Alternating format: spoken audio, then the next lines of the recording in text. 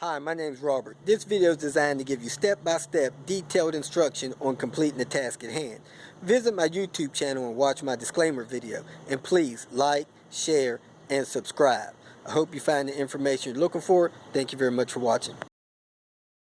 This video, like many others, will save you hundreds of dollars in getting your car fixed. Now, your car runs on a battery, and the battery is charged by an alternator. Primarily, your alternator has two parts. One, the generator, and two, the voltage regulator. The voltage regulator is what disperses the power created by the alternator generator to the battery to keep it charged. Now, in most cases, if you have charging issues, you have a problem with your alternator or the wiring going to it. So in this video, it'll show you how to repair or rebuild your alternator. So if you're having problems with a slow start or the battery charging or the lights in the dash showing that you have multiple lights, or something with your charging system and your battery system, it's best to take the car to a auto shop like an auto parts store or something and have your battery tested and your alternator tested.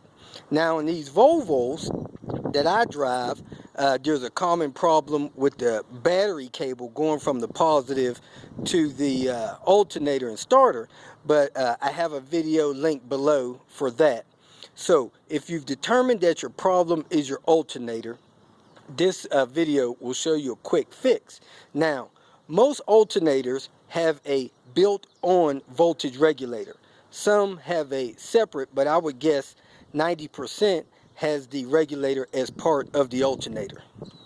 Now on my car, if you have a bad alternator or regulator built into the alternator, they don't encourage rebuilding those or replacing the regulator on it.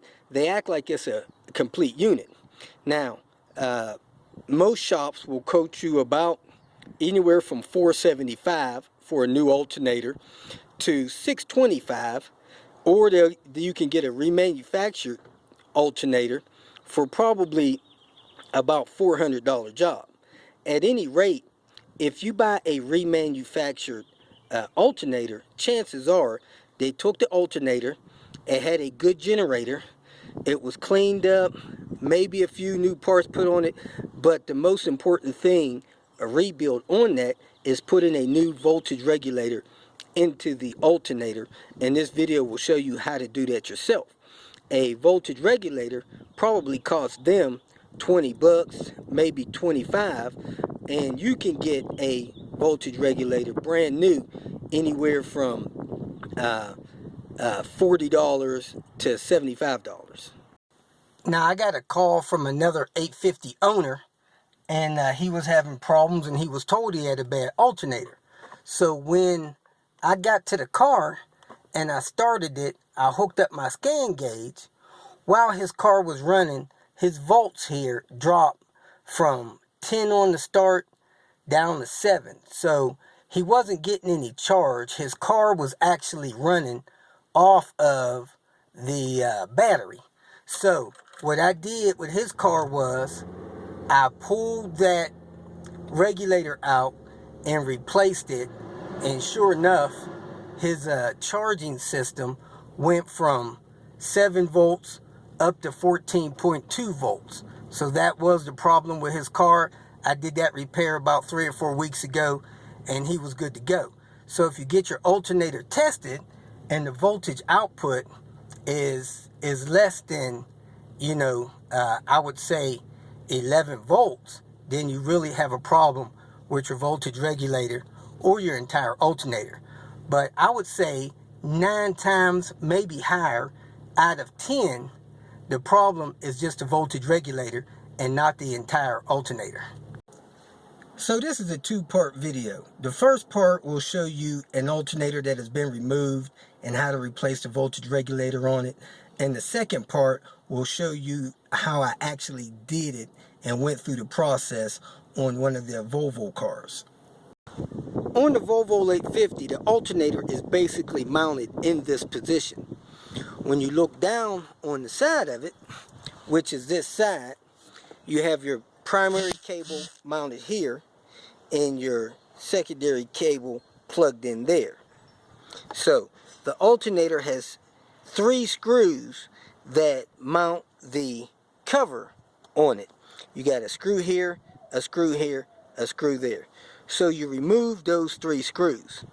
After those 3 screws are removed, you release these tabs, pull them out, and the cover slides off of the alternator like that.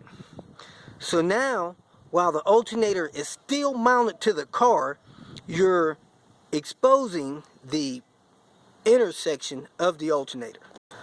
Okay, while the alternator is still mounted to the car, you can access the 2 screws that will remove the voltage regulator. This screw comes out, this screw comes out. Again, a short screwdriver may be better, but your standard Phillips will work. Once you pull those out, you can actually slide the voltage regulator off the alternator while it is still mounted to the car. If not, you could pull the alternator and pull the regulator out, and this is what you see, the voltage regulator. Now, a car alternator is basically made up of 2 parts. You have your electrical generator, which is run by your fan belt or serpentine belt that runs the generator of the alternator. Then you have the voltage regulator that's normally on your newer cars newer than 95 or 1990. The regulator is part of the alternator. So when an alternator goes bad, whether it's the generator portion or the regulator portion, they want to sell you an entire unit, because normally people don't take those apart at home. Well, when you turn in your core regulator, they take it apart, replace the regulator, clean it up, and resell it to you and I as a remanufactured alternator. Well, you can remanufacture your own alternator. Well, my guess is 9 times out of 10, the regulator is what goes wrong when your alternator goes bad. So, you got your generator portion that generates the power based off of the rotation of the fan belt, serpentine belt.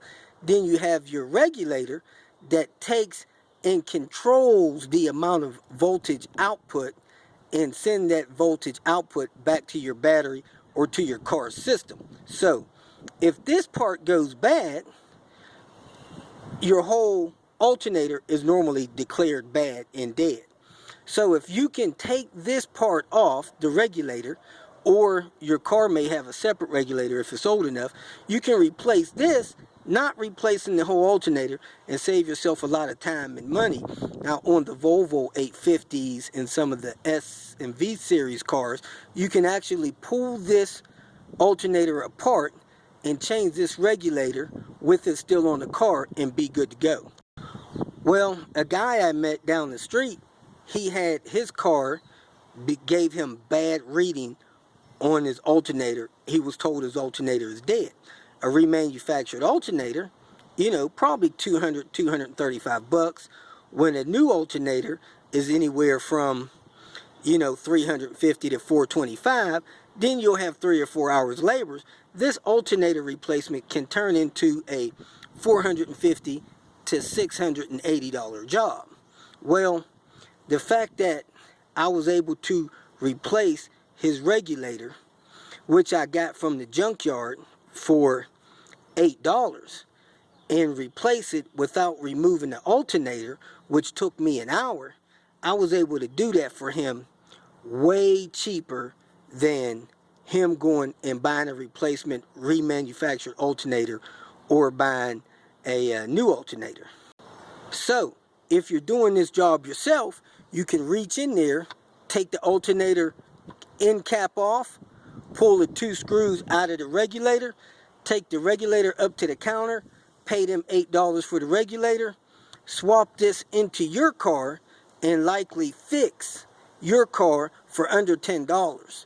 So this repair alone can save you 600 bucks. Now, when you're looking at the regulator, the regulator has these two what we call brushes that come out, and if one of them stuck in there or they look worn down and beat up like this one does, you see the grooves in this one here.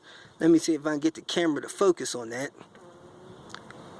That one has grooves on the brushes. One of the brushes is not coming out properly, and this one looks good, but this one looks bad. So if the one you pull from the junkyard looks bad, just leave it and pull another one.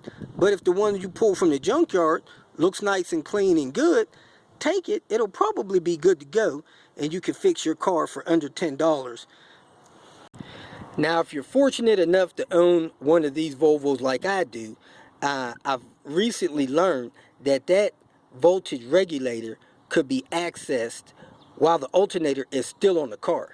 Some people has reported that it took them as long as 5 or 6 hours to replace their alternator, a job that can be done in an hour and a half. But at any rate, if you just replace the regulator on the alternator, that can be done in 30 minutes or less. Warning, warning, warning, Will Rogers. Before you go disconnecting the leads on this alternator, make sure you disconnect the positive and the negative battery terminals. That battery positive terminal right now is supplying 14 volts or 12 volts over to this positive lead on this alternator. And if you put a tool on it and you happen to bump that tool against something and ground that out, you could shock yourself, destroy things in the car. So make sure you disconnect both battery leads and get them out of the way before you go disconnecting the alternator. So what you want to do is gain access to the back of the alternator, remove the cover off the back of the alternator, pull the 2 screws that will allow you to unplug the voltage regulator, slide a new one in, screw it back together, and normally you're good to go. Here are the couple of tools you need to do that regulator swap. A short shank Phillips screwdriver is better than a long one, and those things in blue are optional, mostly for the turbo cars. Okay, on the non-turbo cars this is a little easier, but on the turbo cars it's a little more difficult. Now if you want, you can drain some of the coolant out of the radiator to get this hose, and remove this hose to get this out of the way, the top radiator hose. And then on the turbo cars, you see this line here that's somewhat in the way. It's your top oil cooler turbo inlet, or one of the turbo cooler lines for the oil goes into the radiator. So you may want to unclip that line and move it out of the way. You might lose a little oil, you might not. That way you can have easier access to the back of that alternator and get that get those wires disconnected and get that plastic piece off of the back of the alternator there. Okay, on this radiator connection line right there, you want to spread that clamp open and get that clip off, and then that line will just unplug from the radiator. Okay, I spread the clip open, unplug the line, move it out of the way. Now I have more access to unplug the little wire on the back of the alternator, take the cap off of the bolt for the power lead, and then unscrew the bolt on the power lead on the alternator. Now I've read where somebody actually removed the bolt from the oil dipstick tube bracket and pulled the oil dipstick tube out of the way, but I didn't find that necessary. I just unplugged the lines, I disconnected the electrical leads, and then pulled the 3 screws out of the back of the cover, and then unclipped the cover and worked it off of the back of the alternator. After I disconnect the electrical leads, I unplugged the ETC sensor so that I can maneuver that wire out of the way, because that wire is kind of in the way. So go ahead and unplug your temp sensor connection there. That way you can have easier access to the screws and get that cover off the back of the alternator. Now you pull the 3 little Phillips screws out of there. a short shank Phillips screwdriver will be best. I'm not sure if you can see it, but I was able to get all 3 of these Phillips screws out of the back of this cover with the regular screwdriver. So after the screws are out, you want to take these tabs here, get you a screwdriver, pry them up a little bit, and pull the cover toward the off side till you get all 3 of those work loose. Okay, now the cover, all 3 tabs are loose. I'm going to work it off towards the driver's side of the car and just push it out of the way. I'm not going to try to pull it all the way out. Okay, I got the cover pivoted over here toward the front, and now you can actually see the regulator. It's got a screw here and a screw there. They're both Phillips, and this regulator will come off.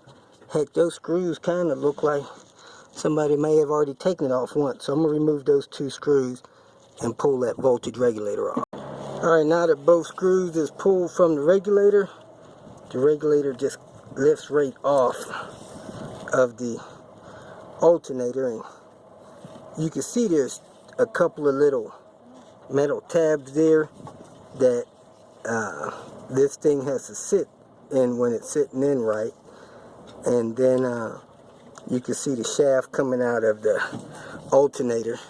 Then you can see these 2 brush blocks. If you see this one here, one of the tips is in further than the other. I probably wouldn't take this one if you're looking for a used one. Find one that's in good shape and the tips are even. This one's probably going bad. But anyway, that's how you get it out.